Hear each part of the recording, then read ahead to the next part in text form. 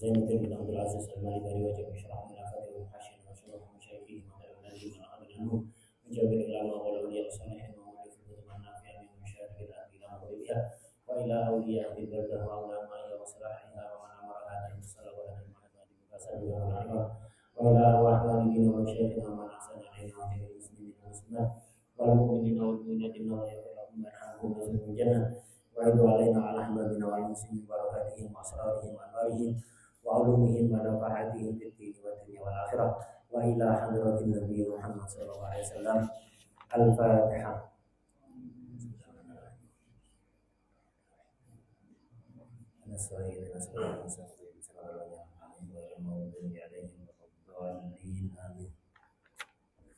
Bismillahirrahmanirrahim. Alhamdulillahirabbil alamin.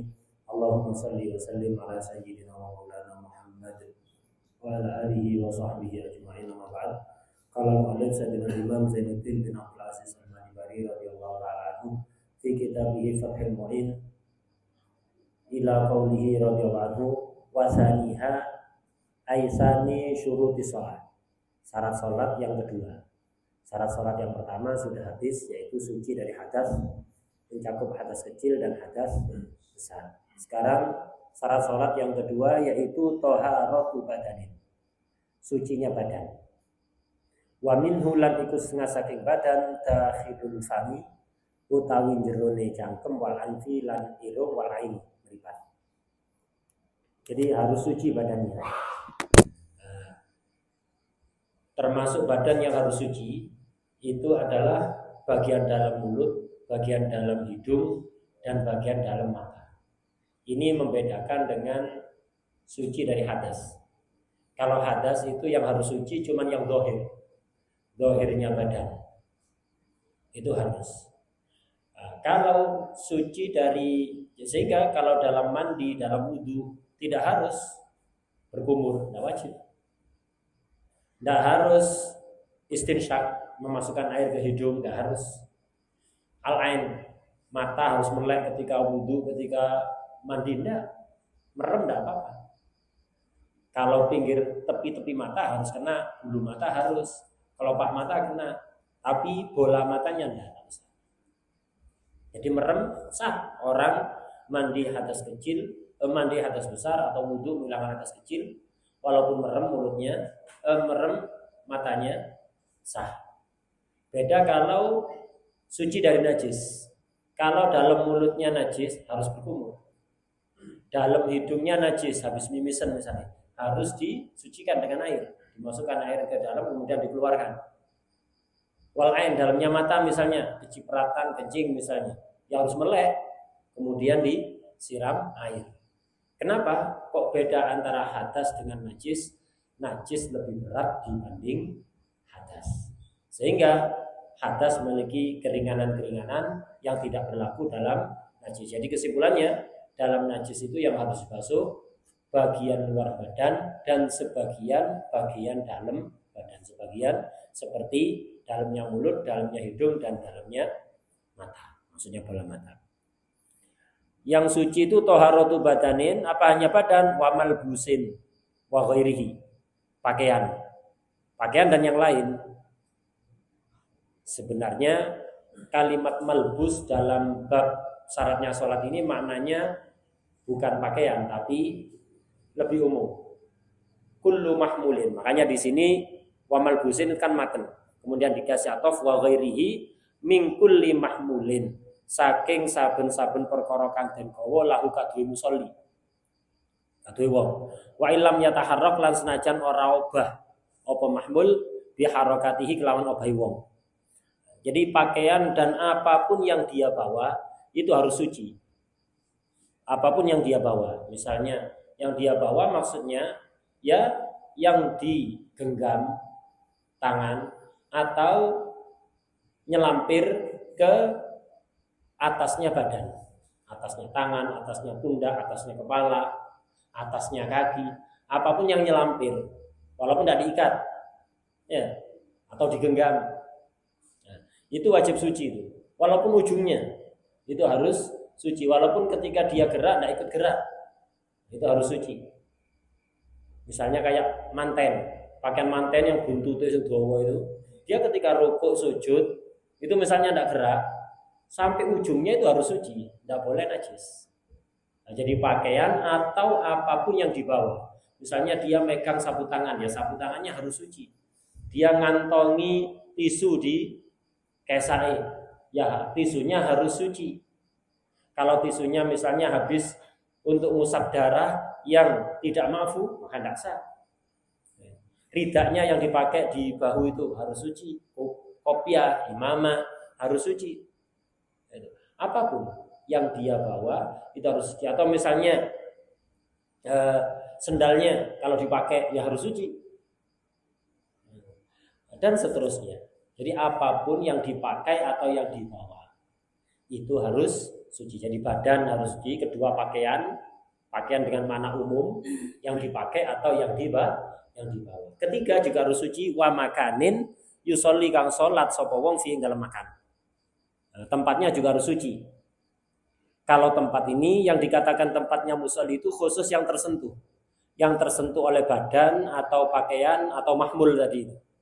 Yang nggak tersentuh tidak ada masalah. Contoh misalnya orang sholat di sajadah. Sajadahnya itu pas lurusnya dada kalau sujud itu najis. Tapi nggak tersentuh. Ketika dia berdiri, rukuk, sujud, ketika duduk, tidak tersentuh. Sajadah yang bagian yang najis itu tidak tersentuh. Cuma lurus dengan dada, tapi tidak tersentuh oleh badan, tidak tersentuh oleh pakaian, tidak tersentuh oleh apapun yang dia bawa. Maka itu tidak apa-apa, walaupun tidak suci. Kenapa? Itu nggak disebut makanus sholah. Makanus sholah itu khusus yang disentuh oleh badan atau pakaian. Itu makanus sholat. Kalau nggak dibatasi ke situ ya nggak bisa sah sholat. Kenapa? Bagaimanapun kita sholat kan sholat di sini. Ini lantai ini nempel ke tanah kan, berpijak di atas tanah. Tanah ini di bawah septic tanknya najis nih. Dalam mari ini nggak bisa sah sholat dimanapun. Sholat di luar kasar sana. Itu. Jadi yang dimaksud tempat itu khusus yang tersentuh oleh badan, pakaian atau mahmul. Itu yang harus suci. Kita pokok itu toh. Selain itu tidak masalah. Sholat di tanah, di lantai tanpa alas, pokok tidak yakin najis, ya sudah suci berarti. Tapi itu hanya untuk umat Nabi Muhammad SAW. Umat dulu tidak bisa sembarangan. Makanya orang Nasrani misalnya, sholatnya harus di gereja. Tidak bisa sholat di terminal, tidak bisa. Sholat di trotoar tidak bisa. Jadi katanya gaya hall seorang orang Nasrani. Jadi orang Nasrani kalau mau bikin hall susah nanti sholatin. Talan-talan trotoar umat Islam di mana punya. Di trotoar di bawah ikut tidak ada masalah. Yang penting yang tersentuh oleh badan dan pakaian itu suci. Orang-orang dulu tidak bisa sembarangan. Orang Yahudi khusus di sinagognya. Orang Nasrani khusus di gerejanya. Umat-umat terdahulu sebelum Nabi Muhammad SAW tidak boleh sholat di sembarang tempat itu. Jadi ada tempat khusus untuk sholat. Tapi khusus untuk umat Nabi Muhammad SAW beda. Waju'ilat liyal ardu masjidan wa tahura. Tanah oleh Allah dijadikan untukku, untuk Nabi Muhammad bukan untuk kita. Dan kalau perain awak dewi tidak layak. Ini karena untuk Nabi wajulat liya dijadikan untukku al-ardu masjidan, tempat sholat. Watohuro, bahkan bukan hanya tempat sholat, bisa digunakan untuk sesuci, campuran air untuk membasuh mughalladzah, untuk tayammum. Zaman dulu tidak ada tayammum itu. Toharo dengan air, tidak ada toharo dengan debu. Untuk umat Nabi Muhammad SAW bisa. Apa sebabnya? Dulu bumi yang dulu sama sekarang sama apa beda? Bumi yang di zaman Nabi Adam, di zaman Nabi Idris, Nuh, Hud, Soleh, sampai zaman Nabi Muhammad SAW tetap sama apa beda? Tetap bumi yang sama. Bukan berarti dulu Nabi Adam di planet Mars, Nabi Idris di planet Pluto misalnya ya. Enggak. Ya. Bumi yang ditempati oleh manusia sejak dulu, ya bumi yang ini. Tapi kenapa dulu tidak bisa digunakan sesuci, tidak bisa dipakai sholat, harus tempat khusus. Tapi setelah Nabi Muhammad SAW itu berubah, beda. Itu sebabnya adalah diantaranya adalah Toha. Toha itu ada yang menafsiri nama Allah Subhanahu Wa Taala, ada yang menafsiri nama Nabi Muhammad SAW. Jadi nama Nabi itu Toha. Toha. Apa Toha? Singkatan dari ya Tohir ya Hadi. Toknya Tohir, haknya Hadi. Tohir yang suci, Hadi yang memberikan petunjuk. Jadi Nabi itu namanya Tohir. Namanya Tohir. Lah setelah Nabi Muhammad SAW wujud di bumi ini, kemudian kaki mulia beliau menginjak bumi, beliau suci, bumi ini ketularan suci bahkan mensucikannya. Kenapa? Karena tersentuh oleh kaki manusia suci Nabi Muhammad SAW. Itu sebabnya. Kenapa bumi itu kemudian bisa jadi tempat sholat dimanapun tanpa alas kaki, tanpa sajadah maksudnya. Tanpa sajadah sholat dimanapun. Yang penting nggak yakin najis, sah juga. Sah sholat ada di situ. Di pantai misalnya sholat di pantai di pasirnya itu tanpa pakai alas, tanpa sajadah, nggak apa-apa sah. Gara-gara apa? Pernah diinjak bumi ini oleh Nabi Muhammad SAW. Yang mana Nabi itu Tahir. Karena Tahir nyentuh bumi, buminya ketularan Tahir bahkan mutahhir, bukan hanya Tahir tapi mutahhir. Sallallahu alaihi wa ala alihi wasallam. Itu semuanya badan, malbus, makan itu harus suci an najisin ghairi makfuin anhu. Dari najis yang enggak makfu. Dan najis yang makfu enggak ada masalah. Dari pakaian, badan atau tempat ada najis tapi makfu aman. Harus suci dari najis yang tidak makfu. Nanti akan diterangkan setelah ini akan diterangkan macam-macamnya najis makfu dan koyit-koyitnya. Karena makfu itu macam-macam modelnya. Ada yang makfu di dalam sholat dan air, ada yang makfu di sholat saja, ada yang makfu di air saja, ada yang makfu syaratnya 3, ada yang makfu syaratnya 1, ada yang makfu tanpa syarat. Itu jadi macam-macam nanti, beda-beda, tidak bisa bahkan darah sendiri sering kan kita dengar darah sedikit makfu, menurut ya global. Tidak, macam-macam darah itu ada sekitar 8. Ada yang makfu sedikit atau banyak, ada yang makfu sedikit saja, ada yang makfu tanpa syarat, ada yang makfu dengan 3 syarat, ada yang makfu dengan 1 syarat. Itu macam-macam. Jarang didetailkan biasanya ya. Itu akhirnya menyebabkan pemahaman itu terlalu mendatar gitu. Tidak kurang dalam akhirnya, tidak daging ya. Jadi insyaallah nanti ditafsir. Jadi pertama itu harus suci dari najis yang tidak makfu. Fala tasihhu opo as-salatu ma'an najis, ing dalam satu najis. Walau nasian au jahilan diwujudi kelawan wujudi najis. Au bikaunihi utawa kelawan anane najis iku mubtilan kang batalaken. Jadi salat kalau ada najis tidak sah walaupun lupa. Sarungnya najis lupa dipakai salat. Tengah-tengah sholat atau setelah selesai sholat baru ingat, oh iya sarung ini najis. Ya udah batal sholatnya, tidak sah. Harus diulang. Lu saya lupa, masih lupa ya tetap batal. Kenapa? Batal dan sah itu secara usul fikih disebut hukum wad'i. Hukum wad'i itu tidak terpengaruh oleh sengaja atau lupa. Sengaja atau lupa lek batal ya batal, lek sah ya sah. Itu hukum wad'i. Adapun haram dan tidak haram, haram dan mubah, ini hukum taklifi. Hukum taklifi terpengaruh oleh sengaja atau tidak. Orang sholat pakai sarung najis, kalau sengaja haram. Kalau nggak sengaja lupa, nggak haram. Lah urusan batal nggak ngurus. Sengaja nggak sengaja tetap batal. Kenapa? Hukum wad'i. Hukum wad'i sengaja atau tidak, lupa atau ingat, batal. Tapi lek haram itu hukum taklifi. Sehingga kalau hukum taklifi kalau sengaja haram, kalau lupa tidak haram. Begitu. Jadi walaupun lupa tidak haram sholatnya tapi tidak sah batal.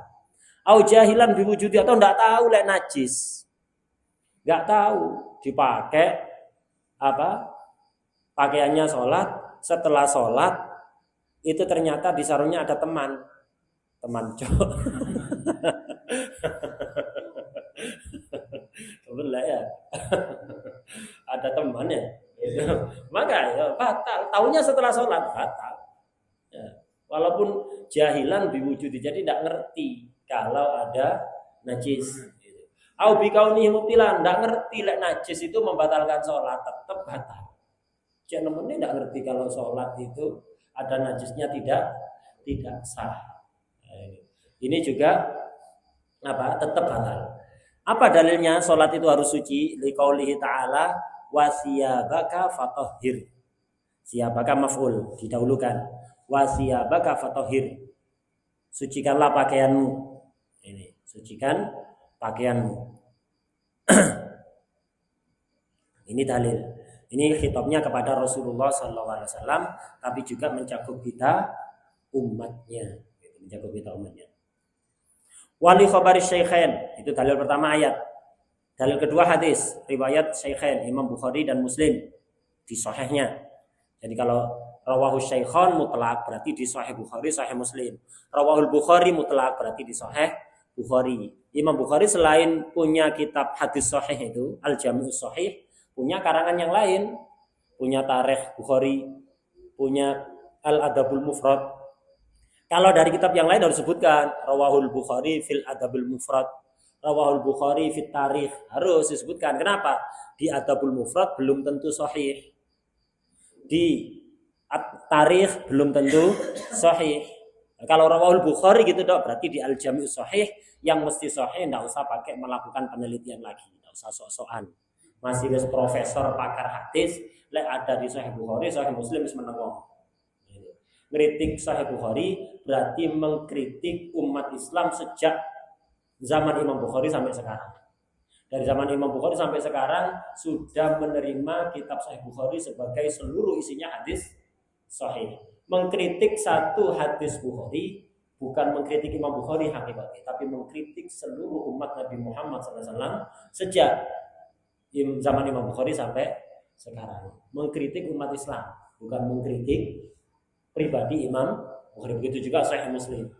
Adapun kitab-kitab hadis yang lain, tidak semuanya sahih. Sahih Bukhari dan Sahih Muslim semuanya sahih.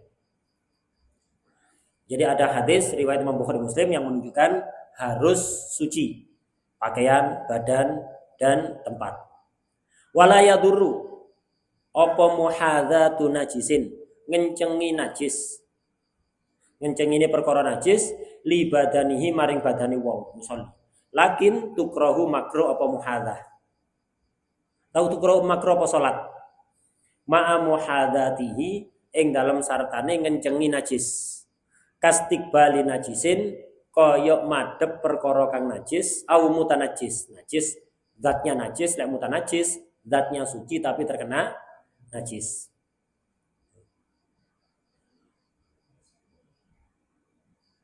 Wasaqfu utawi payon atap iku kadalika koyok mengkono-mengkono istiqbal. Ing koruba lamun parek apa sakfu minhu saking wong bihaitsu yu'addu kelawan sekirane den wilang-wilang sapa wong muhadian ing wong kang ngencengi lahu maring sakfu urfan ing dalam urufi. Kalau hanya lurus dengan najis, lurus dengan pakaiannya, lurus dengan badannya, tapi nggak tersentuh, maka tidak ada masalah.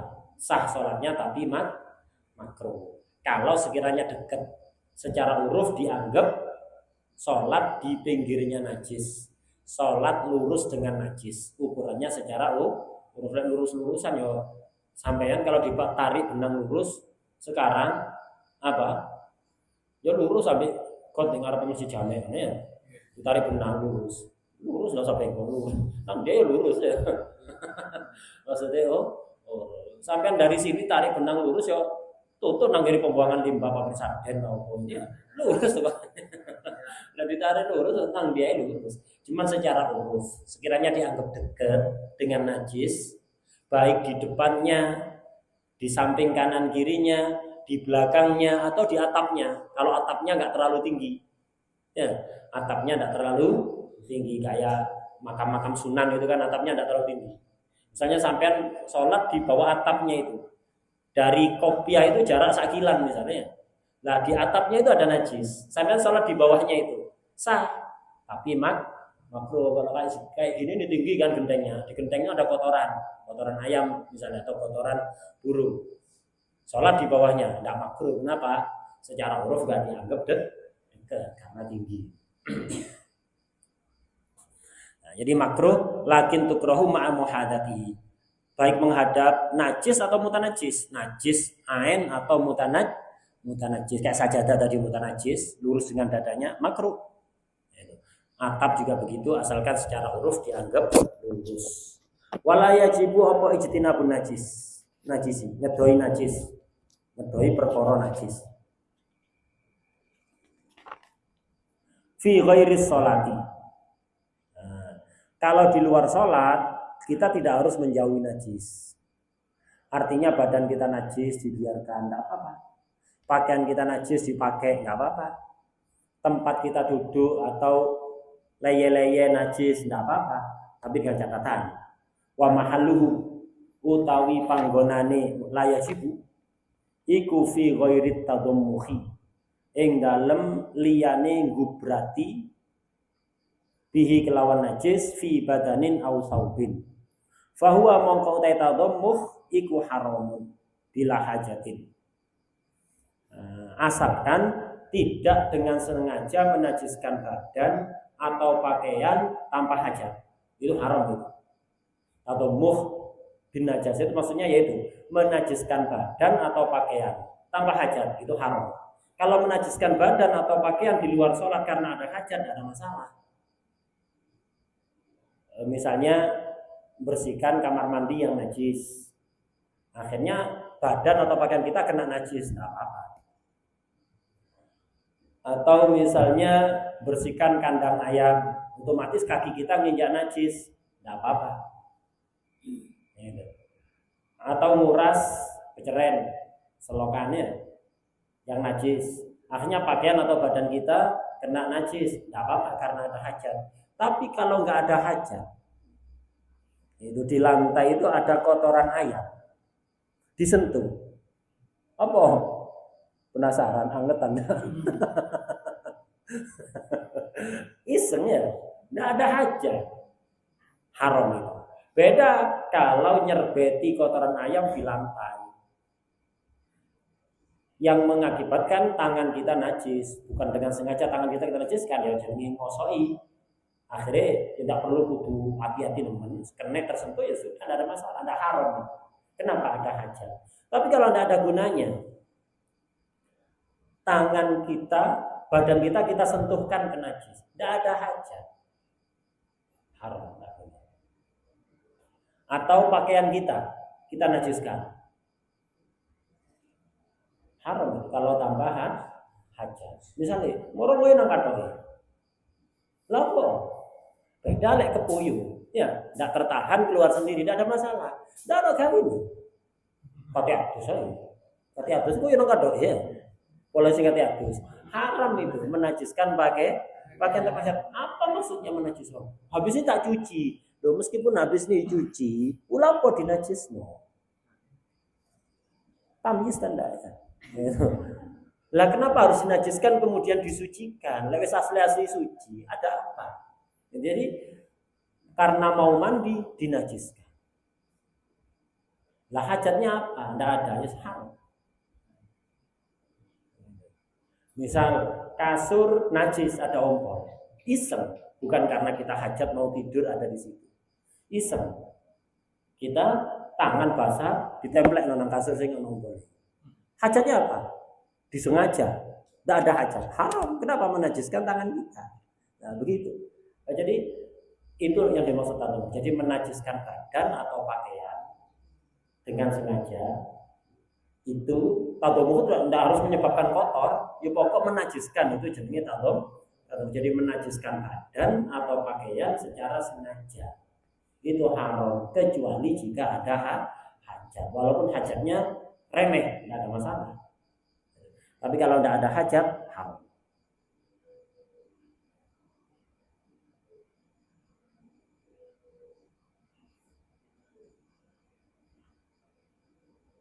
Kayak orang nyembelih ayam, otomatis kena darahnya, kena kotorannya, nggak apa-apa, hajat. Lalu kawin nih, ketini piti, itu lihat. Lalu kawin nih, haram itu lalu kawin.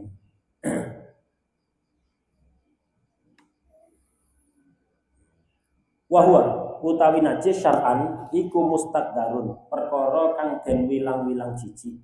Yamnau kang nyegah apa mustaqdar sihhatas sholati.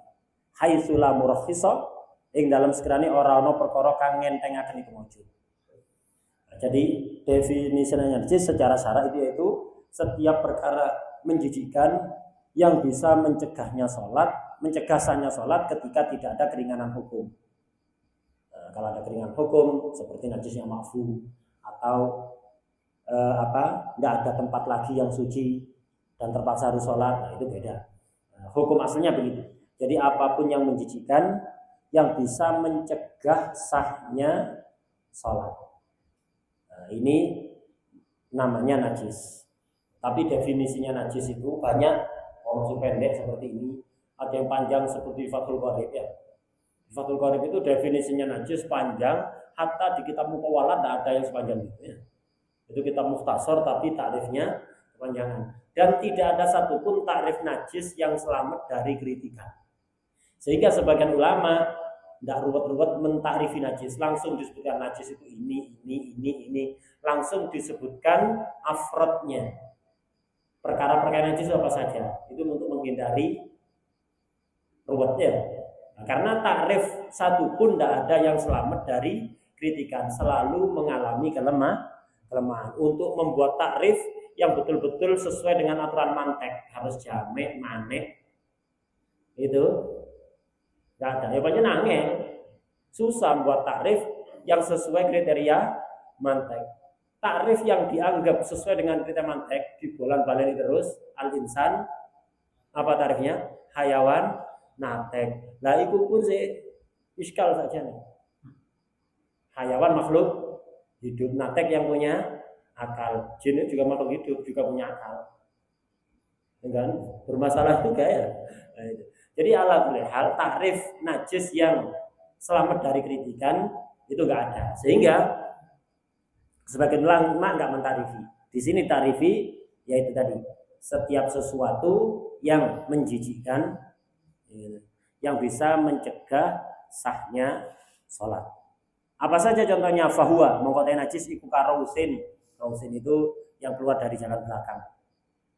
Wa baulin walau kana min toirin, derajat saking manuk, wasamakin wajarodin walang, wamalan hayawan la nafsa kang ora ana getih iku mujud lahu kadwin masailatun kang mili. Au mimma kulin utawa saking hayawan kang kena den pangan apa lahmuhu daginge makul al-asahi. Jadi termasuk najis adalah semua yang keluar dari jalan belakang disebut raus, dan semua yang keluar dari jalan depan disebut baul. Itu semuanya najis tanpa pengecualian. Walaupun dari burung, kotoran burung itu atau kencingnya najis, atau dari ikan, kotoran ikan itu najis. Jadi hati-hati. Kayak di akuarium itu kan mengeluarkan kotoran, kotorannya ikan itu najis dan tidak makfu. Jadi akuariumnya kurang dari 2 kula, mesti ada kotorannya kan ikannya tidak pakai pempes kan ya. Jadi buang kotoran itu, airnya kurang 2 kula, najis itu. Hati-hati, kadang-kadang iseng kan nyeblung tangan ke akuarium kurang dari 2 bulan, habis itu makan, tangannya najis, haram. Habis itu sholat tak sah. Akuariumnya besar, airnya mencapai 2 bulan, pokok tidak berubah, aman. Kalau kurang dari 2 bulan, najis. Jeding juga kalau tidak sampai 2 bulan, desain ikan Indosiar atau yang lainnya. Bersihkan aja. Itu. Kalau jedingnya 2 bulan, aman. Pokok tidak berubah. Kalau jedingnya kurang dari 2 kula, diisi ikan keluar kotoran najis. Cuma ada yang mengatakan kalau ikan itu ditaruh li hajatin makfu. Kotorannya makfu. Termasuk hajat adalah untuk membersihkan lumut. Ini kayak ikan pembersih kaca itu kan ya, untuk membersihkan lumut. Beda kalau untuk hiasan, itu bukan hajat. Kayak akuarium, kan itu dikasih ikan bukan untuk berseni lumutnya kocok. Ya kan? Masa kayak berseni lumutnya kocok? Buat hiasan kan ya, nggak termasuk hajat. Nggak termasuk hajat. Ini kita mengikuti pendapat yang utama dalam mazhab Syafi'i. Kobol nanti dulu ya. Yang kita penting kita pahami apa yang diterangkan oleh muallif. Nah, jeding itu kalau ikannya untuk hiasan, ya seperti ikan hias itu, kalau tidak sampai 2 kula najis itu airnya. Kalau 2 kula yang penting nggak berubah. Tapi kalau ikan ditaruh li hajatin untuk bersihkan lumut misalnya, maka itu makfu. Karena itu hati-hati. Wasamakin wajarotin, walaupun bangkainya ikan itu suci, tapi kotorannya najis. Kotorannya najis. Cari sing doyan balu lho, sing enak ya, sing gurih. Cumi hitam-hitamnya najis. Iya, hitam-hitamnya itu najis. Dan kita tidak bisa mengatakan itu suci mengikuti pendapat yang mengatakan kotoran ikan itu suci. Karena itu bukan kotoran ikan. Hitam-hitamnya nus itu bukan kotoran. Tapi itu senjatanya nus ketika dia merasa dalam bahaya disemprotkan kemudian kabur. Ya, begitu. Untuk menyelamatkan diri dari ancaman. Jadi kalau mau mengatakan suci, ya boleh ibaratnya ya jangan pakai rausul makul ya, pakai ibarat yang lain. Kalau dalam mazhab Syafi'i najis. Kalau dalam mazhab Imam Syafi'i, apapun cairan dalam tubuh yang bukan keringat, itu yang bukan keringat, bukan mani, itu najis. Termasuk cairan empedu yang pahit itu, ya biasanya diuntal kayak jamu, itu najis cairannya itu. Cairan empedu itu najis. Dan cairan apapun yang keluar dari dalam tubuh selain mani dan keringat, madu, ya pengecualian itu madu pengecualian. Selain itu najis. Termasuk bisa ular, bisa kalajengking. Kalau keluar cairannya misalnya najis itu. Najis. Jadi cairan apapun termasuk cairan nus, ya. Cairan nus. Wajaratin, belalang. Jadi belalang itu bangkainya suci, tapi kotorannya najis. Wa ma la nafsalahu sailatun, bahkan hewan-hewan yang tidak memiliki darah mengalir, ya kotorannya najis. Cuma nanti ada yang makfu. Najisnya najis, pertama najis dulu. Tapi hewan yang darahnya tidak mengalir, kotorannya itu makfu dalam sholat. Kayak kotorannya lalat. Biasanya pakaian kalau digantung terlalu lama, ya, gantung terlalu lama kan biasanya tiba-tiba ada bintik-bintik hitam, ya, bintik-bintik hitam. Kenapa itu? Pakaian sahabat berarti jadikan WC oleh lalat, ya. Itu kotoran lalat. Itu najis itu, tapi makfu di dalam sholat. Nah, makfu itu ya najis. Ini kita bahas contoh najis. Kita tidak bahas makfu dan tidak makfu dulu. Untuk syarat sahnya sholat itu harus suci dari najis yang tidak makfu. Sekarang musannaf ini tidak sedang membahas itu. Membahas contoh-contohnya najis. Walaupun makfu ya tetap najis namanya. Nah, contoh-contohnya itu raus dan baul dari hewan apapun. Walaupun dari hewan yang boleh dimakan dagingnya. Kotoran ayam, kotoran sapi, kotoran ikan, gitu. Walaupun halal dimakan dagingnya, menurut qaul ashah tetap najis. Qala dawu sapa Mustakhri, Imam Mustakhri ini mazhab Syafi'i, Waruyani, Imam Ruyani sama mazhab Syafi'i ini. Min a'immatina Kamalikin sama seperti Imam Malik, wa Ahmad sama sependapat dengan Imam Malik dan Imam Ahmad mengatakan apa? Qala apa? Gitu. Innahuma setuhune raus wa baulu makul. Hati-hati rujuknya ya. Jangan dikira semua atau langsung ya innahuma satune raus wa baul. Ada makulnya di situ. Innahuma satune raus wa baul iku tahirani minal makuli. Kalau dari hewan yang boleh dimakan suci, kotoran ayam, kotoran sapi suci. Suci bukan berarti halal dimakan. Ya. Jadi perkara suci itu bukan berarti halal dimakan. Banyak kan perkara suci tidak halal dimakan, ya kan? Nah, jadi suci artinya tidak mencegah sahnya sholat. Jadi raus dan baul dari hewan apapun yang halal dimakan itu suci. Menurut siapa? Imam Istokhri dan Imam Ruyani. Sependapat dengan Imam Malik dan Imam Ahmad. Walau rosat lang lamono nyeletong tanah belek.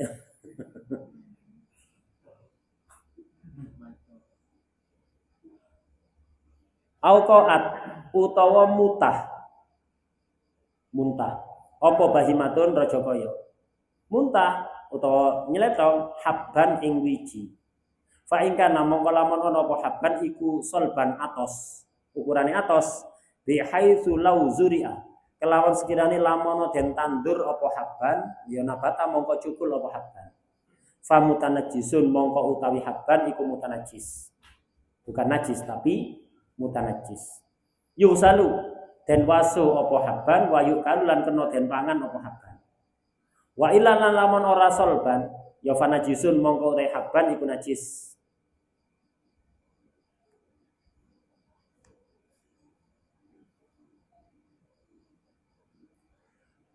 Qala dawuh walam yubayinu lan ora mertelakaken sapa fuqaha hukma ghairil habbi ing hukume liyane wiji. Qala dawuh sapa Syekhuna Ibnu Hajar walladzi utawi keterangan yadharu kang pertelo apa alati iku annahu satuhune ghairul habbi iku intaghayyara lamun awa apa ghairul habbi an halihi saking tingkai ghairul habbi qoblal bal'i ing dalem sadurunge den lek. Walau yasiran lan senajan sethithik fanajisun mongko utawi ghairul habbi iku najis. Wa illa lamun ora taghayyara famutan najisun mongko utawi ghairul habbi iku mutanajis. Nah, kalau ada hewan muntah atau mengeluarkan dari jalan belakang biji-bijian seperti kopi luwak ya. Luwak itu kan makan biji kopi yang di pohon yang masih ada di kulitnya itu. Itu biasanya dimakan kulitnya, kulit kopinya. Kemudian ditelan. Karena dia suka dengan rasa kulit kopi itu. Suka. Biasanya dimakan kulitnya saja, kulit luarnya kopi itu. Merah, ada yang merah warnanya. Itu dimakan. Habis itu biji yang ada ditelan. Enggak dikunyah. Ditelan. Nah, nanti keluar masih berupa biji kopi utuh. Dia campur ambiannya ya. Nah, oleh sebagian orang dipilih di apa ya dipilih di tengah-tengah itu boleh internet jadi kopi dipilih dicuci kemudian diproses menjadi kopi katanya rasanya spesial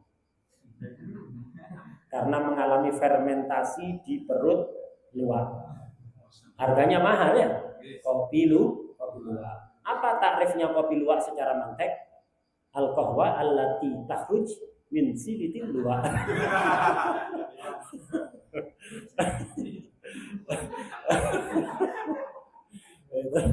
Itu kopi paling mahal ya. Kopi paling mahal itu. Melarang berjuta-juta harganya ya. Ya itu. Ya apa hukumnya itu? Suci apa najis apa bagaimana? Nah, diterangkan oleh para ulama.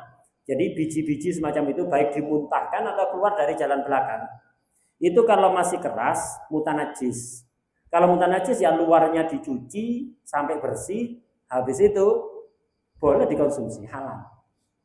Kalau masih keras, ukurannya keras, seandainya ditanam masih mungkin untuk tumbuh. Ukurannya keras begitu. Bukan lembek atau enggak, ukurannya keras itu. Jadi bukan berarti kalau lembek baru najis, kalau keras berarti mutanajis. Enggak. Ukur yang dimaksud keras di sini sekiranya walaupun keras tapi kalau ditanam enggak mungkin tumbuh karena terlalu lama mengalami fermentasi dalam perut luak, maka walaupun saya keras di pipes itu atos, maka kalau sekiranya menurut ahli enggak mungkin bisa tumbuh ini terlalu lama ada dalam perut luak. Tempat berdegelen luak ya. Maka najis. Lek najis walaupun dicuci berapa kali ya tetap najis, tidak halal dikonsumsi.